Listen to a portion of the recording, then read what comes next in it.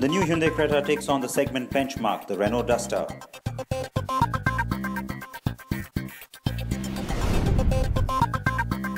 C&B partners the second edition of the Off Road Expo. And we're getting muddy at the annual Rainforest Challenge.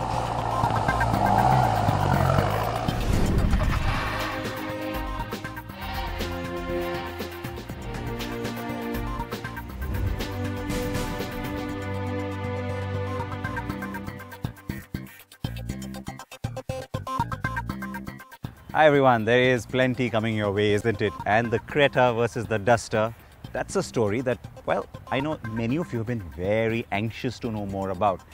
This car is the new S63 Coupe. That's a brand new launch from Mercedes-Benz here in India, or I should say Mercedes AMG, because this is that version of this vehicle. But I am not going to keep you far from that story, because that's really the one we want to get to quickly. So let's talk about it. The Hyundai Creta versus the Renault Duster.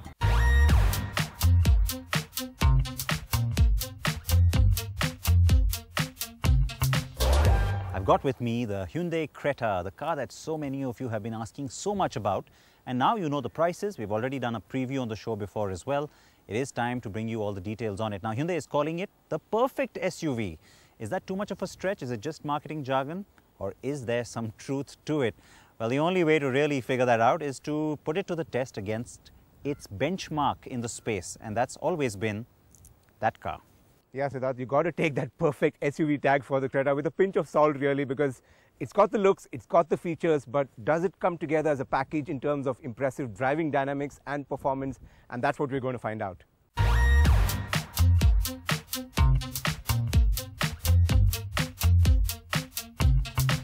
The Hyundai Creta is based on the same platform as the new i20 and has finally come to us after much waiting. What works for the car are its well-designed proportions and good looks. It has been launched with 2 diesel engines and 1 petrol.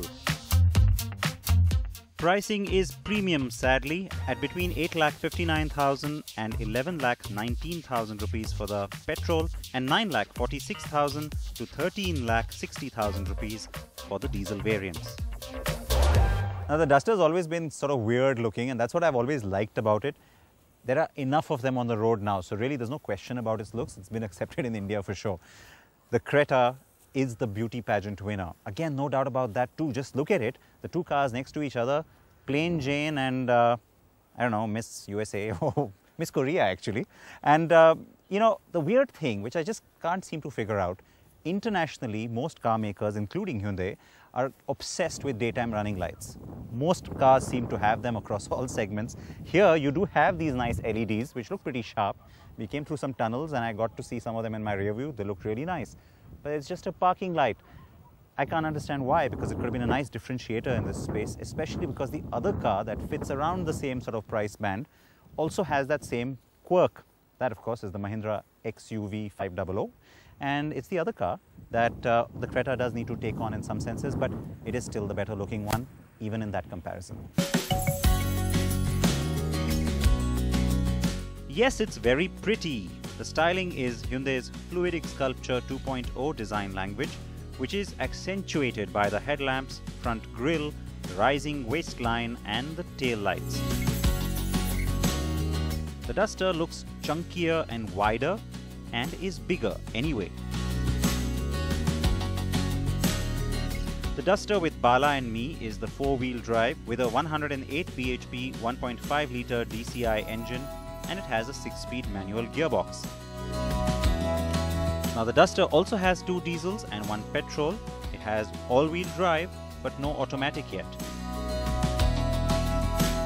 The Creta has no 4x4 but does have automatic, as you know, which is the car with us too. So, apples and oranges? In a sense, yes, but there's enough in common here too for us to check out the 2 cars and compare them. And remember, we are comparing models really, not just one variant of each. So the first thing I wanted to do was to get both cars out on the road.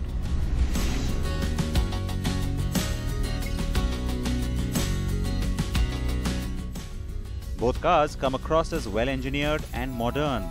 The Creta has a terrific suspension which handles all that you can throw at it within reason. The Duster though has also proved to be tough in this department, but the Creta does it with aplomb. Another part that you will like is the car's handling. It is a nice taut sense you get from it, and I have to say though, of course, that there's a little bit of body roll that creeps in only at really high speeds, and primarily when you're cornering or in fact just on a sort of a bank on a highway. But otherwise, for the most part, it's a nice satisfying feel that you get. The suspension setting as well as the way the overall car's road manners respond is something that I think most people will appreciate. Not so much in comparison with the Duster, but more so in comparison with other cars like the XUV 500.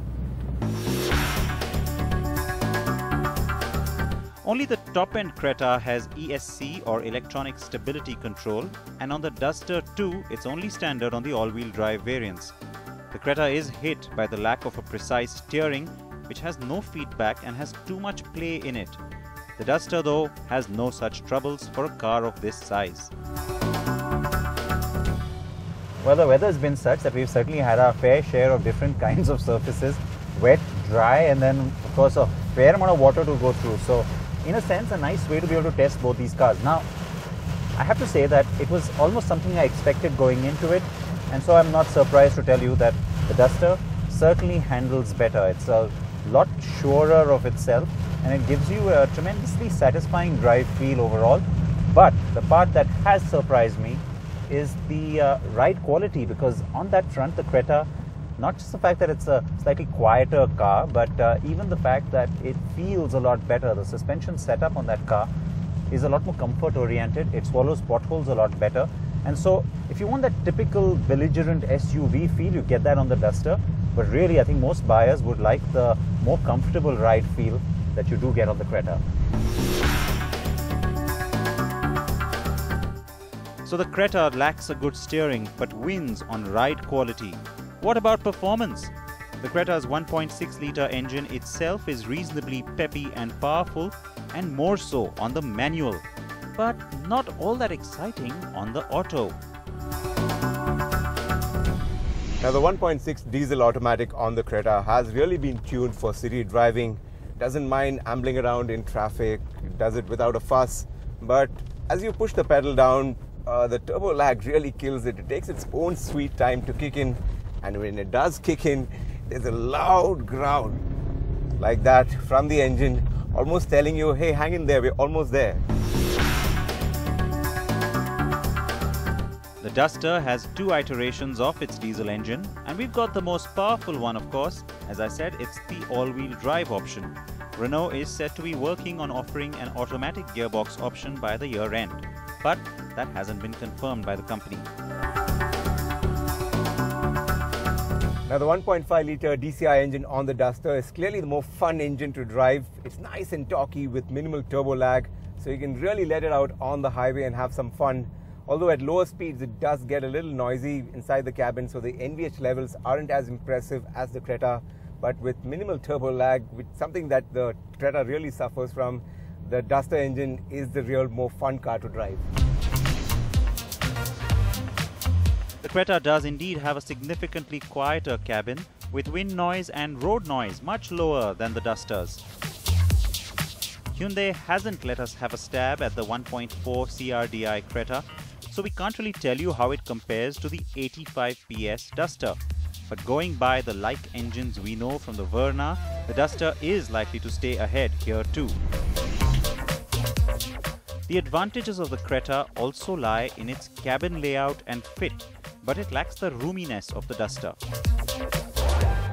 It's a well laid out dash. It's also finished pretty well, and the seats are comfortable. You've got a driver's seat which is height adjustable, all the connectivity options that you expect these days, steering mounted controls, a good trip computer, and there's a big touch screen here as well on the high end, which includes navigation. So really everything you can think of, including a reverse camera which also shows up on that screen.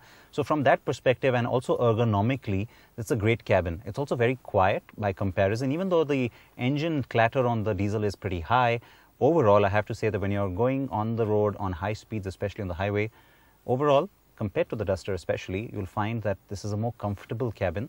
though the sense of space is perhaps the only thing that's lacking, and lighter colors could have helped that.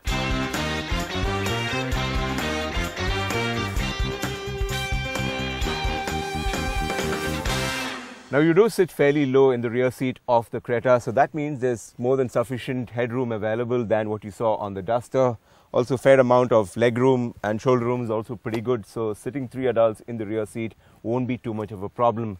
But where things get a little bit more cramped are the windows, which feel fairly small thanks to the rising belt line.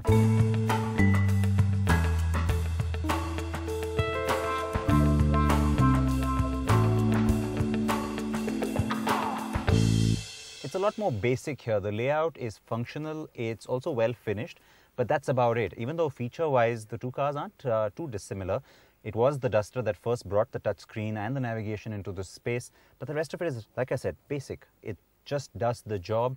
It is a comfortable cabin. It gives you a great sense of space because it is very roomy and it's spacious, all right. And it's a nice commanding position of the road that you get on this one.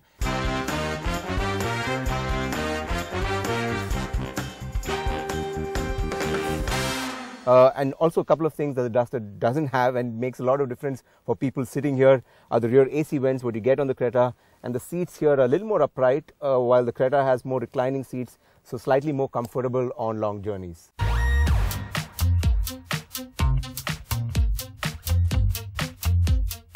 And then comes the aspect of prices. Variant for variant, the Creta is priced marginally higher than the Duster. Hyundai could have done what it usually does and undercut the rivals by pricing aggressively and compelling competition to react. By going higher, Hyundai may have also done this because of its constrained production capacity, and that way it won't feel the pressure as it otherwise would have to deliver a whole lot of Cretas. It still claims 18,000 bookings for the Creta, so good luck with waiting periods.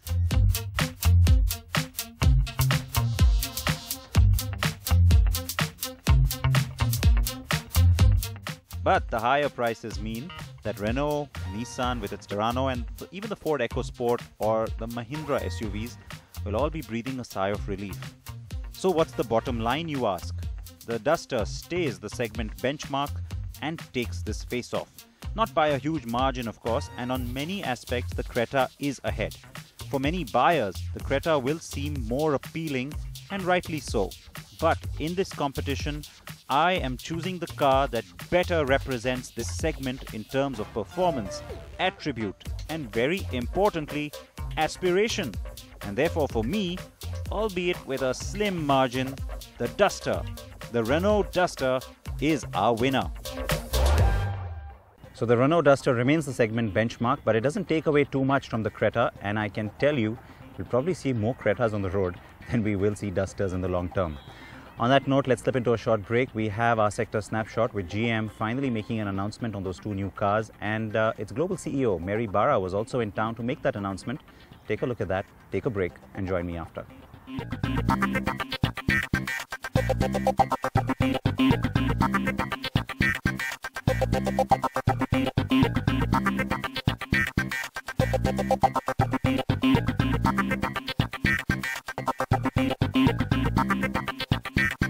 We are making a long-term commitment to India. We believe in the growth opportunity, and we are working hard to have a product and an entire ownership experience that's designed specifically for the Indian customer. That will take some time, but we're making that commitment, and you'll see that unfold as we move forward.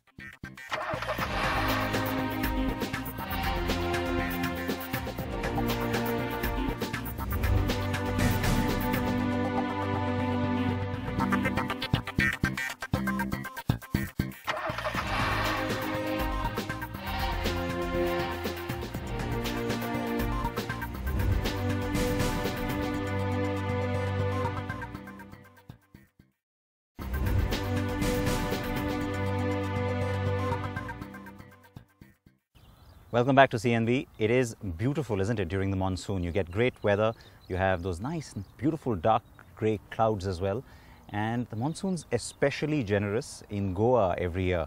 It's also a time when it's not just nice and lush and green, but it gets mad because it's slushy and muddy.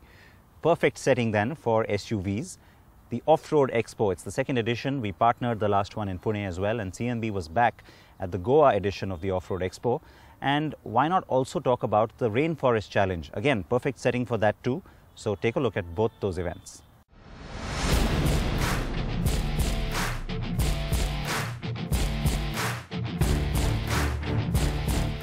Off-roading storm hit Goa with the Evo Off Road Expo and the Extreme Rainforest Challenge striking at the same time.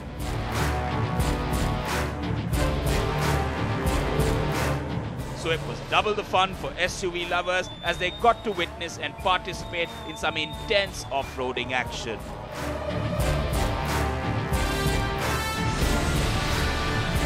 This is the second edition of the Evo Off Road Expo after Pune in February.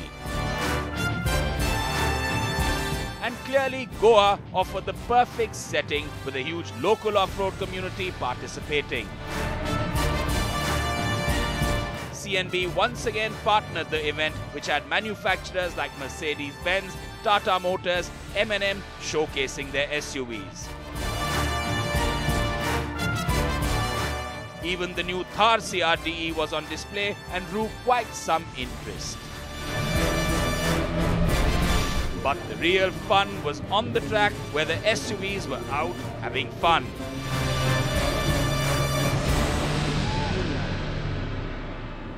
Now the theme for this year's Evo Off Road Expo is Get Muddy, and the rain gods did take it a bit too seriously yesterday. Pouring down yesterday, and it was quite a bit of a mess really, but thankfully has kind of let off today.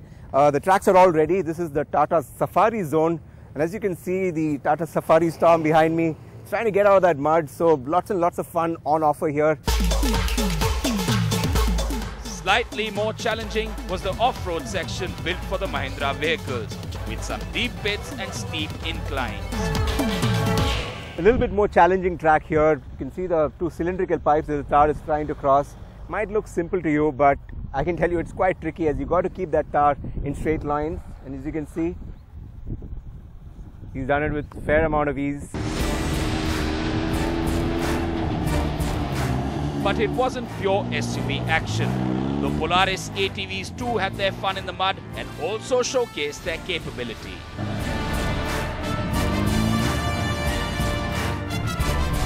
Day 2 saw the action intensify as the local Goan off-roading clubs battle it out for top honours. 2 jeeps per club were out to clear the extreme off-road track in the quickest time. And also quickly helping each other winch out from sticky situations.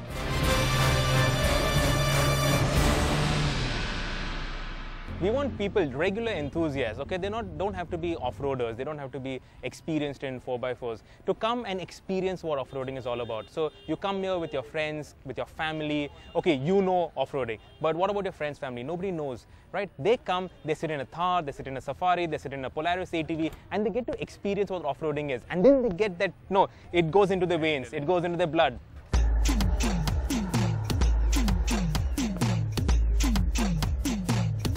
Don't fret if you missed this edition, as Evo India is looking to take this off-road expo across India. Delhi and Chandigarh should be up next. And you will definitely have details on that right here on CNB.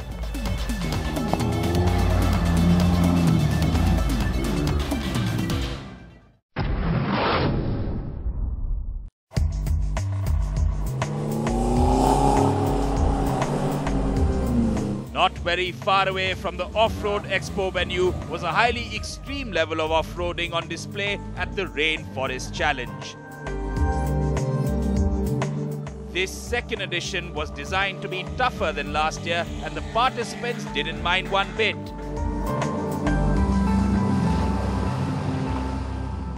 Now, the Rainforest Challenge, which was started in Malaysia, is not an easy task. It is also often considered to be as the Formula 1 of off-roading.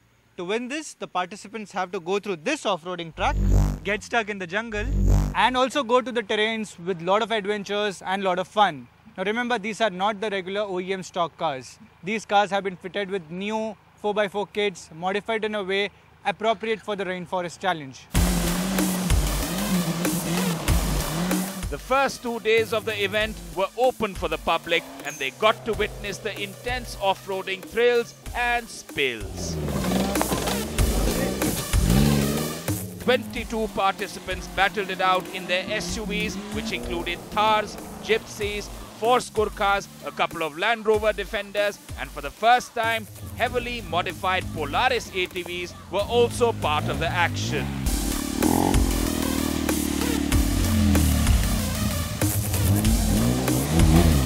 The special stages were intense for both man and machine as they navigated extreme terrains like steep, slippery slopes,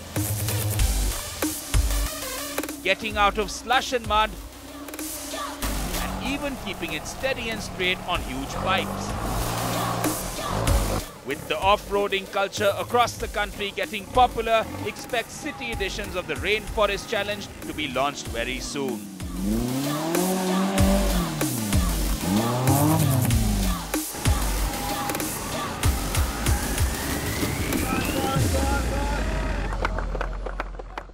It's a wrap here on the program. We hope you liked all those SUVs and all that crazy mudslinging as well that happened over there.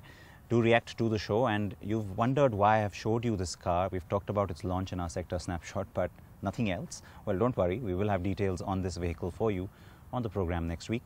On that note, goodbye. Please wear your seatbelts, wear your helmets if you're on a two-wheeler.